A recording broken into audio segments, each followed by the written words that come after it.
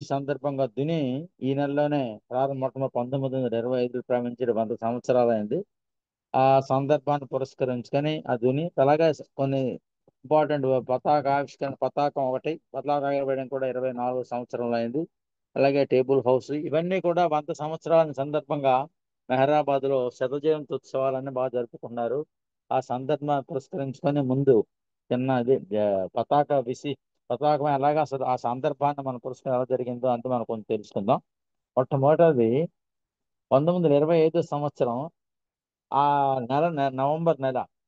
అయితే ఆ ప్రాంతంలో అప్పుడు వర్షాలు ఏమీ లేక చాలా కరువు ప్రాంతం అయిపోయింది. తాగడానికి నీళ్లు లేవు. తర్వాత ఇంకా వ్యవసాయం కూడా పంటలన్నీ పాడైపోయి అంచేత వాళ్ళందరూ కూడా చాలా బాధపడుతూ ఆ నవంబర్ నెలలోనే బాబా దగ్గరికి ఈ రైతులందరూ కలిసి బాబా దగ్గరికి వచ్చి మాకు ఇలాగ అయింది, వర్షాలు లేవు, ఈ పరిస్థితి ఇలా ఉంది, మాకు కొంచెం దయచేసి మాకు నీళ్లు వర్షం వచ్చేటట్టు చేయండి బాబా అని వేడుకున్నారు. బాబా కూడా తప్పకుండా అలా చేస్తానన్నారు. కానీ ఆ వెళ్ళిపోయిన తర్వాత మళ్ళా రెండోసారి మళ్ళా 10వ తారీఖు నవంబర్ 10వ తారీఖు వేళ ఆ వేళ కూడా అలాగే మళ్ళా బాబా గారికి వీళ్ళందరూ వస్తే తప్పకుండా నేను చేస్తాను చెప్పుండే 1925 ఆవేళ నవంబర్ 10వ తేదీ ఆ వర్షాలు కూడా అప్పుడు పడకపోతే మళ్ళా అప్పుడు బాబా దగ్గరికి వీళ్ళందరూ వచ్చారు. బాబా దగ్గరికి వచ్చి బాబా ఇలా ఇలా ఉంది మా పరిస్థితి, వర్షాలు లేని ముందు మేము కలిసాము లేదంటే తప్పకుండా అని చెప్పి అప్పుడు బాబా ఏం చేశారంటే అప్పుడు ఏం చేయాలి టేబుల్ హౌస్ కూడా టేబుల్ హౌస్ ఉంది కదా, అది కూడా అప్పుడే తయారైంది. అలాగే అక్కడ ఉంటున్నారు బాబా. ఆ సమయంలోనే ఈ రైతులందరూ కూడా వెళ్ళి బాబాకు వానలు కురిపించమని వేడుకుంటారు. అప్పుడు బాబా ఏం చేస్తారంటే ఉపాసని మహారాజు పాడిన పాట ఒకటి పాడించి ఏదో గొయ్యి తవ్విస్తారు. ఆ గొయ్యి తీసి ఆ గొయ్యిలోని ఆ చిచ్చుకలను పెట్టి దుని వెలిగించమని చెప్తారు. అప్పుడు రాత్రి 11 గంటల టైం అన్నమాట. ఆ రాత్రి అప్పుడు 11 గంటలకి దుని వెలిగించడం జరిగింది. అయితే ఆ గ్రామస్తులందరూ కూడా అంతవరకు ఉన్నారు కదా, వాళ్ళందరూ కూడా బాబా అంటారు, బాబా మీ ప్రార్థనలు బాబా చెప్తున్నారు, మీ ప్రార్థనలు భగవంతుడు విన్నాడు. మీరందరూ త్వరగా ఇంటికి వెళ్ళిపోండి, అనవసరంగా వర్షంలో తడిసిపోతారు కదా అని అంటే వాళ్ళందరూ కూడా చూస్తే ఏమిటి ఇలాగ అంటున్నారు, అప్పటికి ఏమీ లేదు. తర్వాత ఆ వాళ్ళు వెళ్ళిన వెంటనే ఒకసారి ఆకాశం అంతా మేఘాలు కమ్ముకున్నాయి. మేఘాలు కమ్ముకొని విపరీతంగా వర్షం స్టార్ట్ అయిపోయింది. ఆ స్టార్ట్ అయిన వర్షం విపరీతంగా అలా పడుతూ ధారాపాతంగా వర్షం పడింది. ఆ వర్షం కంటిన్యూస్ గా 15 గంటల పాటు ఉంది. రైతులందరూ కూడా చాలా సంతోషంతో చాలా ఈ పంట అంతా నష్టపోయిన దానికంతా వాళ్ళు సంతోషించి వాళ్ళు బాగుపడ్డారు అన్నది. అయితే దాని మీద మర్నాడు ఏం చేశారు బాబా, ఈ దుని గురించి ఒక గేయం రాయమని మండలి వాళ్ళందరికీ చెప్పారు. బాబా ఆ పాట దుని మీద ఒక పాట రాయమన్నారు. అప్పుడు రాయమంటే అప్పుడు వీళ్ళెవరు అంటే ఈ మండలి వాళ్ళందరూ కూర్చొని ఒక్కొక్కరు అందరినీ రాయమంటే అందరూ రాశారు. అందులో ఫస్ట్ ప్రైజ్ సెకండ్ ప్రైజ్ ఆ పాట బాగా రాసిన వాళ్ళకి ఇస్తాం అని చెప్పేసరికి అలా పిలిచారు. అందరూ ఇస్తే ఫస్ట్ ప్రైజ్ మొదట రుస్తుంకి వచ్చిందట, రెండోది పాతిరికి వచ్చిందట. ఇలాగా తర్వాత పండోబాకి కూడా ఉన్నాడు కదా, ఆయనకు కూడా మూడవది వచ్చిందట. కిషన్ మాస్టర్కి ఇలాగా నాలుగోది వచ్చింది. ఇలాగ 4 బహుమతులు ఇచ్చారు. ఆ విధంగా జరిగింది. దాన్ని పురస్కరించుకొని తర్వాత మనందరం చూస్తున్నాం.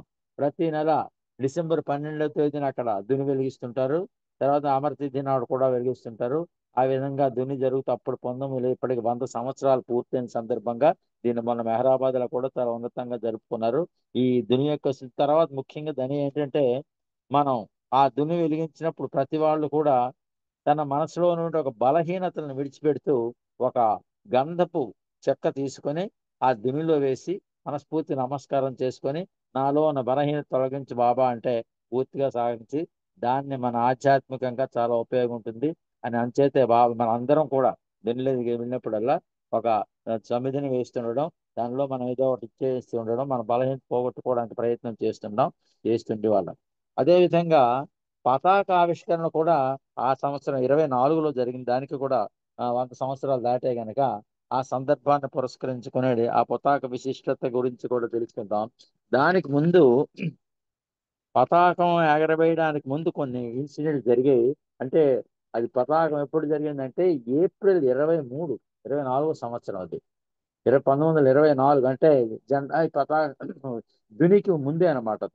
అలా పరిస్థితుల్లో అప్పుడు బాబా ఏం చేశారంటే జోపిడి అని ఉండేది. అప్పుడు ఆ జోపిడి కూడా అప్పుడే కన్స్ట్రక్షన్ అయింది, రీసెంట్ గా కట్టారు. టేబుల్ హౌస్ కూడా అప్పుడే ఉంది. అందుకే వీటన్నిటికీ సత్యనారాయణ ఉత్సవాలు జరుపుకుంటున్నారు. అయితే దానికి మొదటగా ఏం జరిగిందంటే అప్పుడు జోపిడి దగ్గర సమావేశం పెట్టుకుని అందరూ కూర్చుని ఉన్నారు.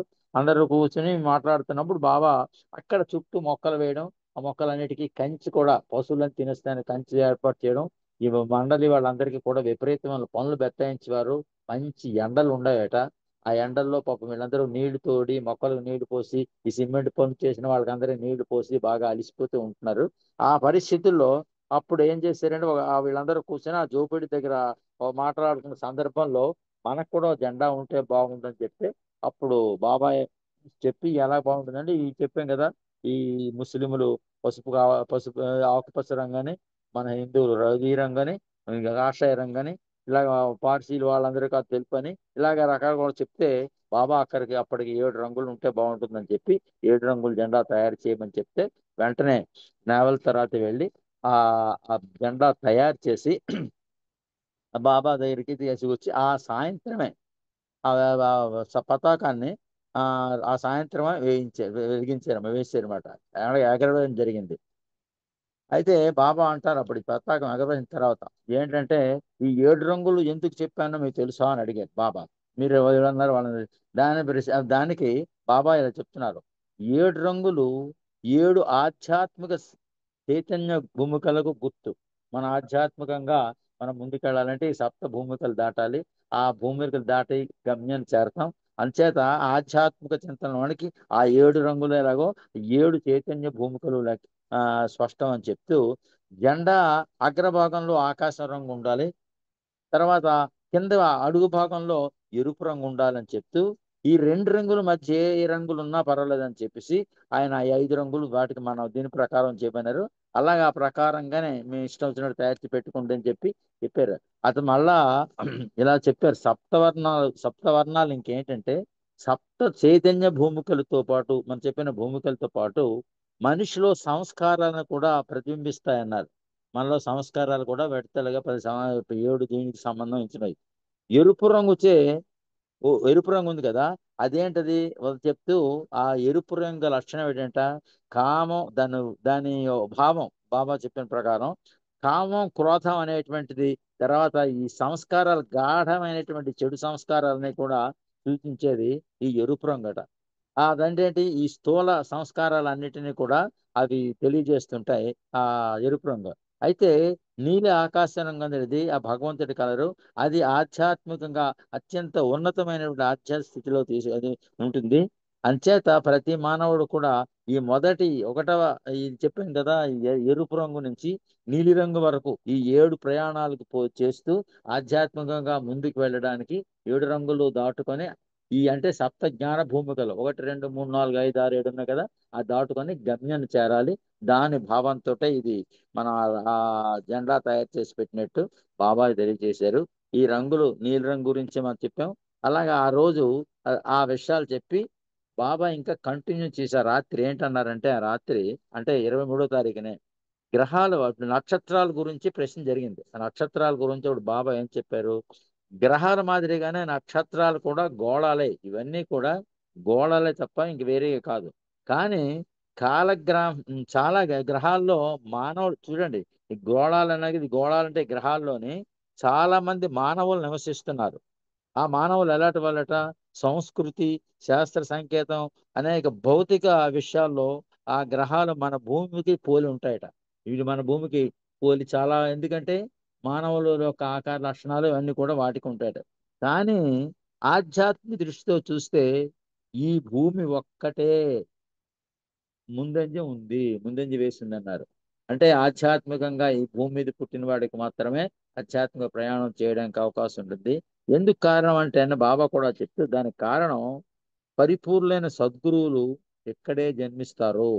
ఇవి అందరూ కూడా వాళ్ళందరూ కూడా ఇక్కడే జన్మిస్తారు కాబట్టి వాళ్ళ గురించి ఈ గ్రహాలు నక్షత్రాల గురించి చెప్పారనమాట. విశ్వంలో ఇతర గ్రహరాశులు ఒకదాని నుండి వేరొకటి ఎంతో దూరం ఉన్నట్లు కనబడినా మనం చూస్తాం ఎక్కడెక్కడో దూరంగా ఒక దగ్గర ఉంటాయని మనం కనబడి చూస్తుంటాం కదా ఆకాశంలో. చూస్తున్నట్టు కనబడిన వాస్తవానికి అవట అత్యంత సన్నిహితంగా ఉన్నాయట అవి, ఈ గ్రహాలు. అక్కడ మీద ఉన్నటువంటి గ్రహాలు భగవద్ అనుభవాన్ని పొందిన వ్యక్తి ఈ లక్షలాది గ్రహ రాశులు చిన్న చిన్న నీటి బుడగల మాదిరిగా తన నుండే ఉద్భవిస్తున్నట్టు కనుగొంటాడు. చూడండి ఇది భగవద్ అనుభవాన్ని పొందిన వ్యక్తిట ఈ గ్రహాలన్నిటిని కూడా, లక్షలాది గ్రహాలు ఈ రాశులు వీటన్నిటికి కూడా వాడు ఎలా చూస్తాడట, వాడి శరీరంలోనే తన నుండే ఉద్భవిస్తున్నట్టుగా, చిన్న చిన్న నీటి బుడగలుగా ఉద్భవిస్తున్నట్టుగా ఈ ఆధ్యాత్మిక మార్గంలో ఉన్నటువంటి భగవద్ ఉన్మత్తుడైనటువంటి భగవంతుడి దగ్గరలో ఉన్నటువంటి వాడట, ఆధ్యాత్మికంగా ఉన్నవాడు వాడు అలా చూస్తారట ఈ గ్రహాలన్నిటిని కూడా తన నుండే వస్తున్నట్టు, నీటి బుడగల్లా వస్తున్నట్టు చెప్తారట. చిన్న చిన్న నీటి బుడగల మాదిరిగానే తన నుండే వస్తున్నాయని కనుగొంటాట.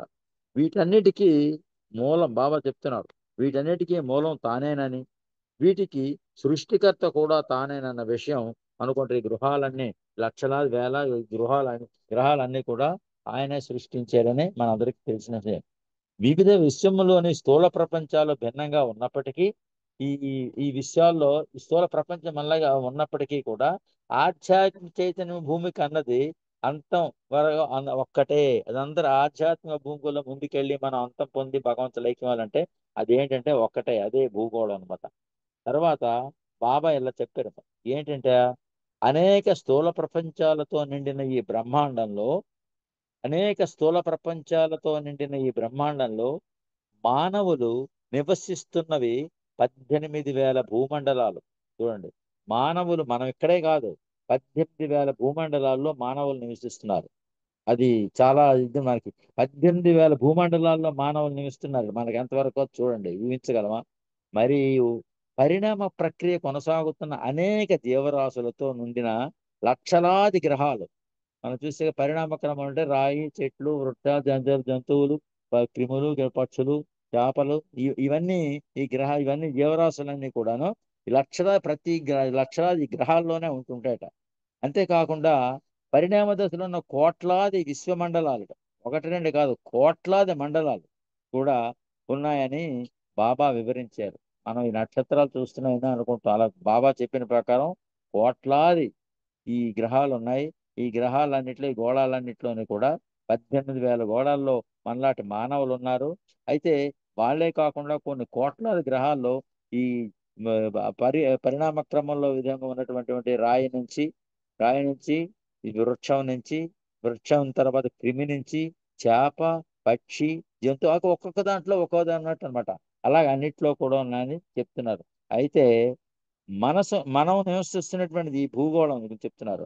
మనం నివసిస్తున్న ఈ భూమి మాత్రమే ఆధ్యాత్మిక ఆంతరిక చైతన్యాన్ని, వికాసాన్ని పొందడానికి అనువైంది. అంటే ఈ భూగోళం అన్నమాట. ఆధ్యాత్మికంగా ముందుకెళ్ళాలంటే ఎవడైనా సరే, ఏ ఆత్మైనా భూగోళంలో జన్మించవలసిందే.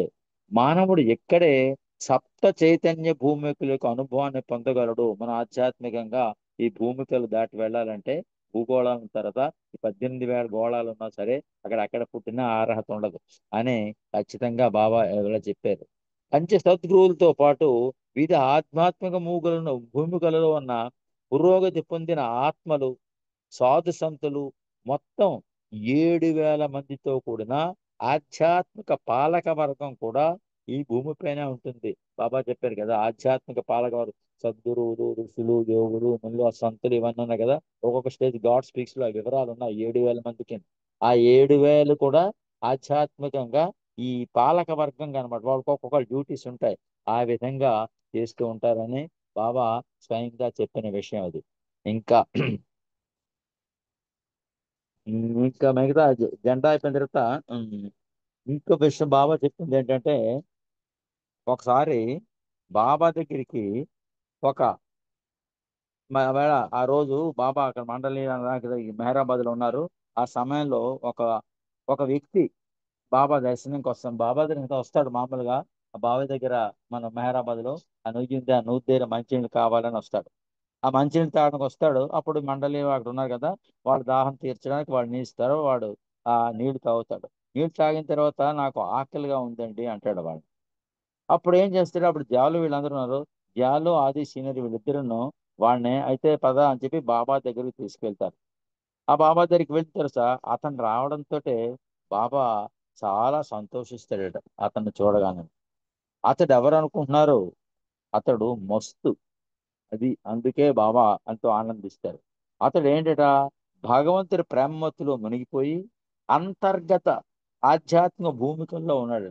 ఈ సప్త జ్ఞాన భూమికల్లో ఏదో స్టేజ్లో మన మస్తులు ఉన్నారు కదా రకరకాలని, ఆ మస్తుల్లో ఒక స్టేజ్లో ఉన్నాడు అని బాబా చెప్తూ, అతనికి బాబా వాడు ఆకలని వచ్చాడు కదా, బాబా వెంటనే పిలిపించి అన్నం వంట చేయించి వండించి అన్నం పెట్టారట. అన్నంతో పాటు మిఠాయి కూడా ఇచ్చారు. ఎందుకు? అతను మస్తు కదా, ఆ మస్తు కాబట్టి ఆ విధంగా చేసి అతన్ని బాబా అతనితో ఏవో సంభాషణ చేస్తూ కొన్ని ఏవో ప్రశ్నలు వేశారట. అప్పుడు వాడు చెప్పిన సమాధానం ఆ భాష ఎవ్వడికి అర్థం కాలేదట. ఎవరికి అతని సంగతి అర్థం కాక పోయి వాళ్ళు ఏమిటి మాట్లాడుతున్నాడో తెలియలేదు, అది బాబాకే తెలిసి ఉండాలి. అయితే మళ్ళా బాబా ఏం చేశారంటే వాడికి కొత్త బట్టలు, ఒక ప్యాంటు షర్టు కొని వాడికి తొడిగించారు. మళ్ళీ ఆ దగ్గర ఉండి తొడిగించి ఆ మస్తుని మళ్ళా అక్కడి నుంచి పంపించారు. అయితే ఆ మస్తు పేరేంటో అన్నది వివరంగా జరగలేదు. తర్వాత అదే విధంగా అదే రోజుని ఒక ముసలామ స్త్రీ ముసలావిడ వచ్చింది బాబా దగ్గరికి. ఎలాగొచ్చింది? దానికి ఇద్దరు పిల్లలు ఉంటారు.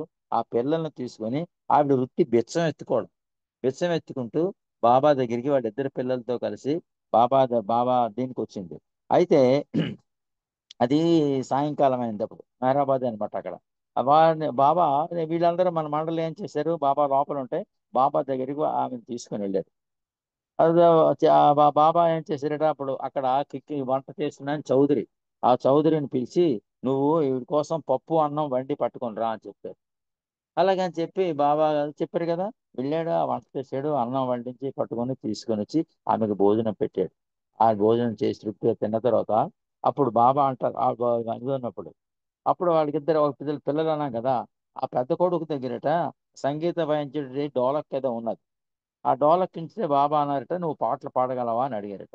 ఆ పాడతానండి అన్నట్ట. అయితే ఒక పాట పాడు అని చెప్పి నువ్వు వాయిస్తూ పాట పాడు అని చెప్పారట.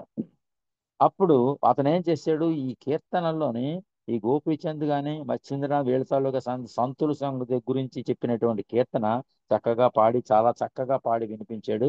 అది ఆ డోలకు కొడుతూ వాయించి చాలా బాగా పాడించాడట. దానికి బాబా ముగ్ధులైపోయాడు, అంత చక్కగా పాడాడు, ఇది బాగా వాయించండి. అందుచేత అతను చూసి వెంటనే వీడికి కొత్త బట్టలు తెప్పించండి అని చెప్పేసి బట్టలు 2 జత బట్టలు తెప్పించి ఆయన స్వయంగా ఇచ్చి పంపించారట. ఆ విధంగా ఆ స్త్రీకి ఆధ్యాత్మికంగా మంచి, చూడండి ఎంత అదృష్టవంతురో వాళ్ళందరూ. ఆ తర్వాత అలాగ ఉంటుండగా అక్కడ పరిస్థితి ఎలాగుందంటే అది ఈ నెలలో ఎండలు ఎక్కువగా ఉన్నాయి. ఎండలు ఎక్కువగా ఉంటే బాబా ఏం చేశారు, వీళ్ళందరికీ ఒక్కొక్కడికి ఒక పన్ను బెటాయించారు. అందరూ చాలా పనుల్లో ఉన్నారు, చాలా బిజీ మొదటి రోజుల్లో కదా. కితాబీ పని అని ఇదని లేబర్ పైసని ఇవన్నీ చాలా పనులు చేసుకుంటుంటే అందరూ బాగా అలిసిపోయి ఒక్కొక్కరు చికాకు పడిపోయి ఎండల్లో తిరుగుతూ నానా బాధపడుతున్నారు. అయితే అందులో గుస్తాజీ ఉన్నాడు, కొంచెం పెద్దవాడు కదా, అతడికి అసలు ఏ పని చేస్తే తీరుబాటు లేకుండా మరీ బిజీగా ఉన్నట్ట. అంటే అందరికంటే ఎక్కువ పని చేస్తుండే వాడు చేస్తుంటే, అయితే మండలి వాళ్ళందరికీ ఏం చేశారు, ఉదయం 7 నుంచి 11 వరకు ఎంతకో వర్క్ చెప్పి మళ్ళా సాయంత్రం నుంచి 7 వరకు పని చేయాలనేవారు. అయితే ఉస్తాద్ మాత్రం ఈ విశ్రాంతి తీసుకున్న మిగతా మధ్యలో వీడు విశ్రాంతి తీసుకుంటే ఇతను విశ్రాంతి తీసుకునేవాడు కాదు. ఎవరు? ఈ గుస్తాజీ తీసుకోకుండా బాగా కష్టపడిపోయి అందరితో బాబు నేను ఎంత కష్టపడిపోయాను, నేను అంత కష్టపడిపోయాను, వాడు మొక్కలకి నీళ్లు పోసాను, నా నీ పని చేశాను ఆ పని చెప్తూ ఉండేవాడు. ఆ పని ఎక్కువైందని వాడికి ఎవరు చెప్తున్నా వీళ్ళందరూ హాయి పడుకుని ఉన్నారు నేనే చేస్తున్నాను అనేటువంటి కోపం కూడా వచ్చిందట. కోపం వచ్చి వాడు ఇష్టం వచ్చినట్టు ఏవో మాట్లాడి అనేసాడట. అయితే ఇలా ఉంటుండగా ఈ గుస్తాజీకి బార్ సోప్ అని ఉన్నాడు కదా, బాబ్ సోప్కి మధ్య చిన్న ఘర్షణ జరిగింది. ఏంటైంది, బార్ సోప్ అన్నాయన ముస్లిం. ఆ ముస్లిం ప్రతిరోజు ఆయన నమాజ్ చేసుకునేవాడు. ఆ నమాజ్ చేసినప్పుడు కిందన ఏదో ఒకటి పరుచుకోవడం ఒక తివాసీ లాంటిది ఉండాలి. ఆ తివాసీ అంతే బాగోలేదట. ఆ బాగోలేకపోతే తివాసీ కావాలి నాకు, కొత్త తివాసీ ఒకటి మన దగ్గర ఉన్న దాంట్లో అని గుస్తాజీని అడిగాడు. గుస్తాజీ ఏంటంటే ఈ ఈ మేనేజర్ అనమాట ఈ స్టోర్ రూమ్ కి. అంచేది ఏదో గుస్తాజీ నాకు ఇయ్యి అంటే గుస్తాజీ అక్కడ వినలేదు. అచ్చా నీకు ఇవ్వడానికి వీల్లేదు, ఎలాగవుతుంది బాబా చెప్పదు నేను ఇవ్వను అనేసాడు. దాంతో ఈయన కోపం వచ్చింది. కోపం వచ్చి ఆయన మీద కేకలేసాడు, నువ్వు పిసినారోడివి ఇలాంటి వాడివి నువ్వేం చేసి కోపం పెట్టుకున్నట్టు నాకు అడిగితే నువ్వు ఇవ్వవా? దాని సరికి పాపం ఆయన కోపం మీద మరి ఏం చేసినా మరి మాట్లాడలేకపోయాడు. మా గుస్తాజీ కూడా తిరగబడ్డాడు, ఇద్దరు అయిపోయింది. ఆ వేళ సాయంత్రం అయ్యేసరికి చూడండి, బాబా దగ్గరికి మామూలుగా అందరూ సమావేశం అయ్యారు. బాబా అనేవాడు వీళ్ళిద్దరూ కూడా వచ్చారు. అప్పుడు అక్కడ పక్కన బార్ సోప్ కూర్చుని ఉన్నాడు. బార్ సోప్ తోటి బాబా పిలిచి బాబా చెప్తున్నారు, అడుగుతున్నారు. బార్ సోప్ ఏమంటున్నారు? గుస్తాజీపై నీ కోపం తగ్గిందా అని అడిగారు. ఎందుకు? బాబా తెలియదా? చూడకపోయినా తెలియపోయినా ఆ అడిగితే గుస్తాజీ వాడు ఇవ్వలేదు, ఇవ్వకపోతే కోపం వచ్చింది. అప్పుడు కోపం నీకు తగ్గిందా అనేసరి వీడు తెలుసుకొని, వీడు మొన్న అప్పటికే కోపం మీద ఉన్నాడు ఇంకాను. ఆ కోపం మీద ఉండడం వల్ల అప్పుడు వాడు సమాధానం చెప్పి చూడండి, బాబా ఉన్నది ఉన్నట్టు చెప్పారు కదా. అప్పుడు ఏంటంటే ఇంకా నాకు కోపం తప్పలేదని నిర్మోహమాటంగా చెప్పేశాడు. అయితే బాబా అప్పుడు ఏం చెప్తారంటే, అతన్ని పిలిచి మనకి ఇదే మెసేజ్ అనమాట, కోపాన్ని గురించి చెప్తాను.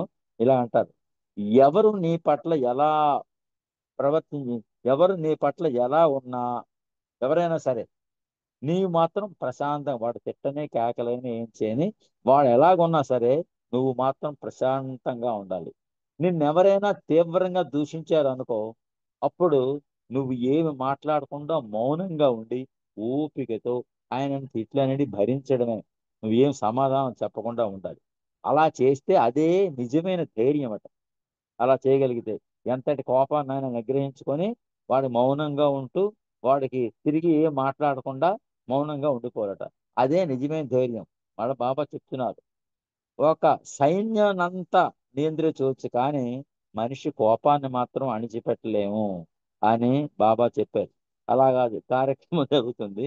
అలాగైతే బాబా ఇంకా ఒక విషయం చెప్పారు. జీసస్ క్రీస్తు గురించి చెప్తూ, అతను సిలువ వేశారు కదా. అప్పుడు నమ్రత, ఆ సిలువ వేసినప్పుడు కూడా కలిగిన నమ్రత గురించి చెప్తూ రామకృష్ణ పరమహంస మాటల్లో చిన్న సందేశం ఒకటి ఇచ్చారు. కేవలం 3 విషయాలు మనిషిని దేవుడి నుంచి దూరం చేస్తాయి. మనందరికీ కూడాను 3 విషయాలు దేవుడికి మనందరిని దూరం చేస్తాయి. అది ఏంటంటే కామం, కోపం, దురాశ. ఈ మూడింటిని జయిస్తే, ఈ మూడింటిని మనం జయించినట్టయితే నువ్వు మహాత్ముడు అవుతావు. అంటే కామం, కోపం, దురాశ, ఈ మూడింటిని జయించిస్తే నువ్వు మహాత్ముడు అవుతావని బాబా బార్ సోప్ తో చెప్పారు. ఎందుకు? ఆ బార్ సోపు ఊరికే కోపం అయిపోయి వాడికి ఇవ్వలేదని కదా. దాని మీద బార్ సోప్ చెప్తే అప్పుడు బాబా ఇంకా చెప్తున్నారు, మహాత్ములను బలి అని కూడా అంటారు.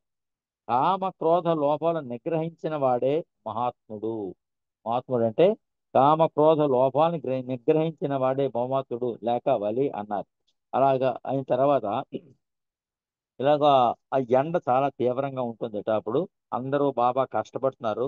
ఒకడి మీద ఒకడు కోపాలు తెచ్చుకుంటున్నారు. చాలా ఇబ్బందులు పడుతున్నారు. ఆ పరిస్థితిలో బాబా ఇంకా చాలా విషయాలు చెప్పాడు కానీ మన సమయం అయిపోయింది. తర్వాత మనం తెలుసుకుందాం. అవతార్ మెహర్ బాబా కి జై. జై బాబా అమ్మ.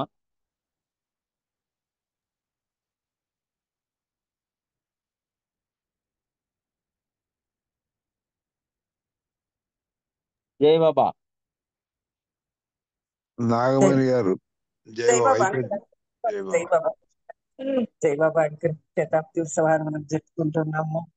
ఇప్పుడు ఆ విశేషాలు, తర్వాత పతాకం గురించి కూడా, 1924 గురించి కూడా, గుడి గురించి, పతాకం గురించి, అది ఎలా రంగులు బాబా వారు ఎలా వేయించారని చెప్పి చాలా చక్కగా మంచి విషయాలు మీరు తెలియజేస్తారు మాకు. మీకు ఇప్పుడు జై బాబా.